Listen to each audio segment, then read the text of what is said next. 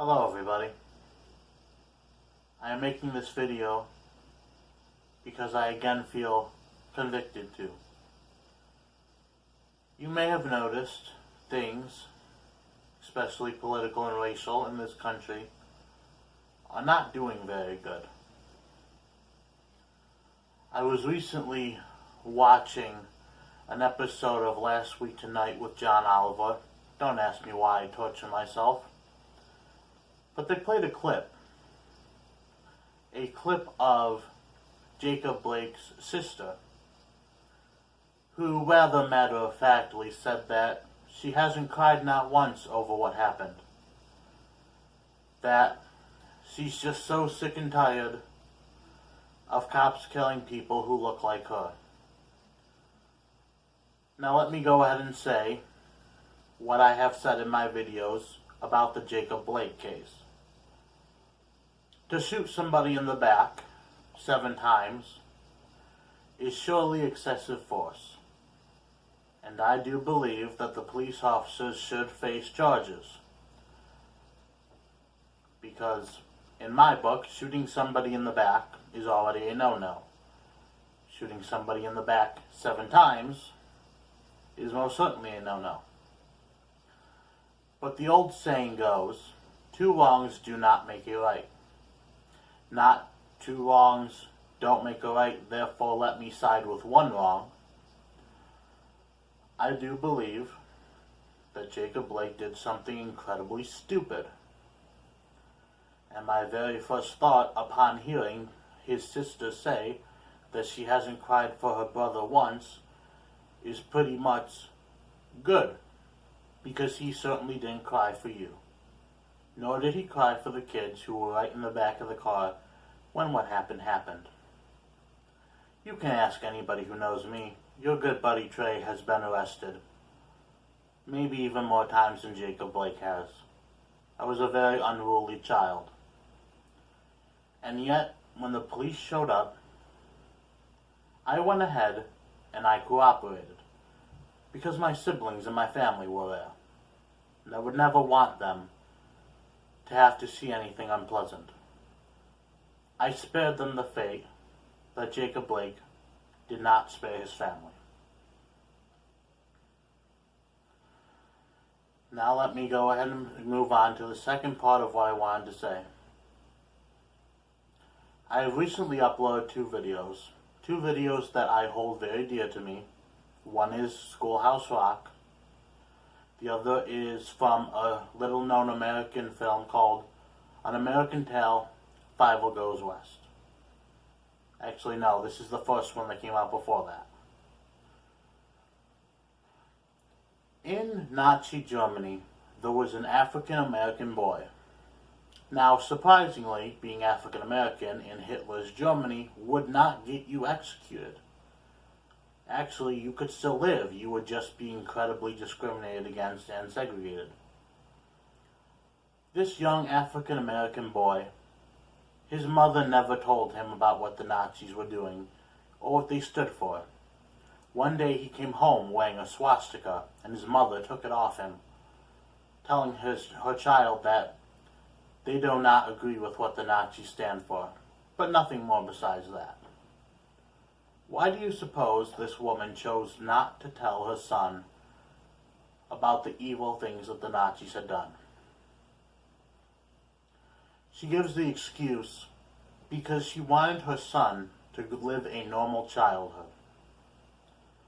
Hard to imagine any normal childhood in Nazi Germany. However, you see the point the more you think about it. What good would that do? What purpose besides terrifying her child into oblivion would telling him about the horrors of the Nazis do? Compare and contrast this with a Vox video. I believe it was a Vox video that I watched. Again, do not ask me why I torture myself. It was about black parents apparently having to have the talk with their kids. No, get your mind out of the gutter. This is not that type of talk. This is the black people and evil white racist police officer talk. In one of the videos, a father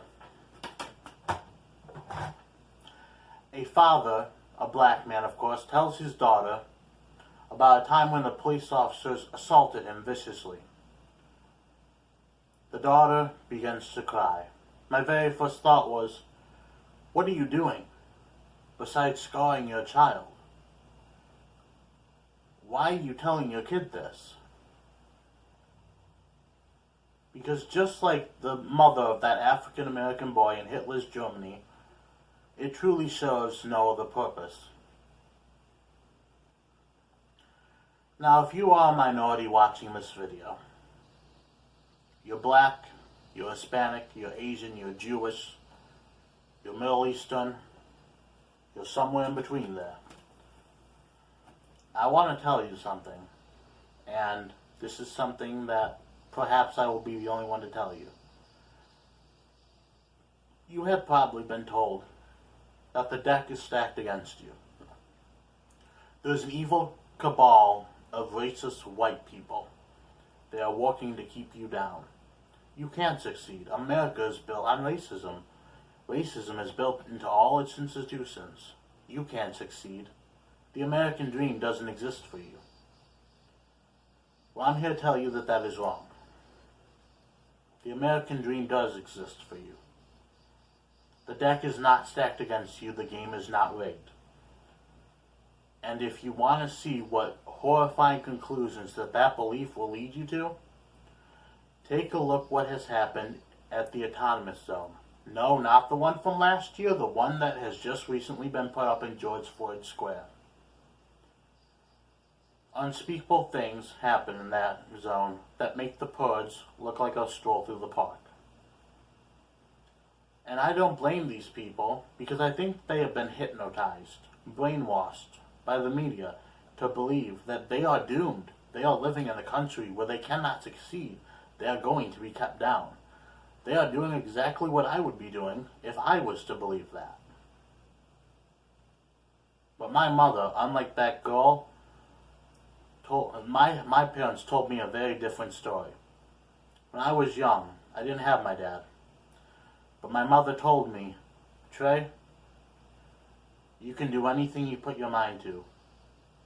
The sky's the limit. If you want to do it, do it. You're the only person stopping yourself. There's nothing you can't do.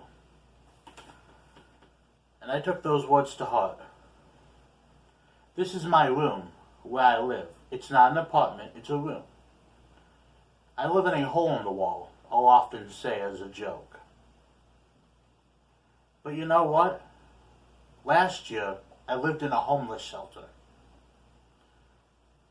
This year, I live in a hole in the wall. In my group, I recently posted a post when Donald Trump was acquitted of his second impeachment. In that comment section, a man said the infamous phrase, the rich keep getting richer, the poor keep getting poorer.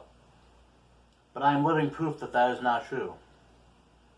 Last year, I could not afford a house. Living in a homeless shelter, I was too poor. This year, I've gotten richer. I can now afford a roof over my head.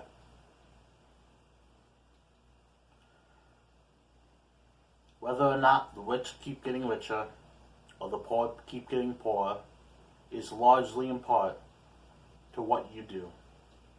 Whether or not you succeed or fail or stay in the middle where you are is largely up to you. The decisions that you make. Not some evil, racist, white conspiracy group. Not Donald Trump. Not Nazis. Not evil white police officers. But largely in part up to you. The American dream is not dead. It is still there for you, if you will work hard enough to achieve it. That's all I have to say. Thank you for coming to my TED Talk.